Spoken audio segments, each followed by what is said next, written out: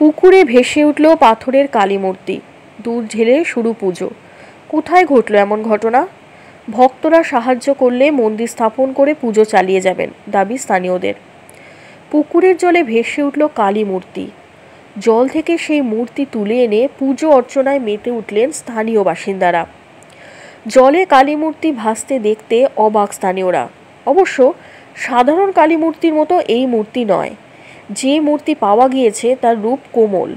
ঘটনাটি ঘটেছে নদিয়ার শান্তিপুরের 16 নম্বর ওয়ার্ডের বক্তারঘাট সংলগ্ন একটি পুকুরে।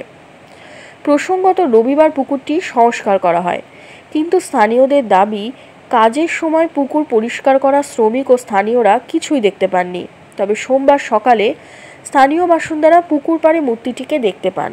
তারপরই এলাকা জুড়ে শুরু হয় শোরগোল। খবর পেয়ে আশেপাশের এলাকা থেকে মূর্তি দেখতে ছুটে আসেন অনেকেই। এলাকার বাসিন্দারা কালী মূর্তিটি পরিষ্কার করে দুধ দিয়ে অভিষেক করেন। শুরু হয় পূজা অর্চনা। অনেকে প্রণামীও দিয়ে যান। স্থানীয় বাসিন্দাদের একাংশের দাবি তারা এই মূর্তি নিয়মিত পুজো করবেন। ভক্তরা সাহায্য করলে মন্দির স্থাপন করে পুজো তারা চালিয়ে যাবেন। স্থানীয় এক বাসিন্দা বলেন, রবিবার পুকুর পরিষ্কারের কাজ হয়েছিল, কিন্তু তখন এই মূর্তি কোনো রকমভাবেই আমাদের নজরে পড়েনি। সোমবার সকালে পুকুরের ধারে ওই মূর্তিটিকে দেখা যায়। এরপরে আমরা মায়ের মূর্তি তুলে পূজার্চনা শুরু করি। সবাই মিলে যদি চাই তাহলে মায়ের একটা মন্দিরও তৈরি করা যেতে পারে। ধন্যবাদ।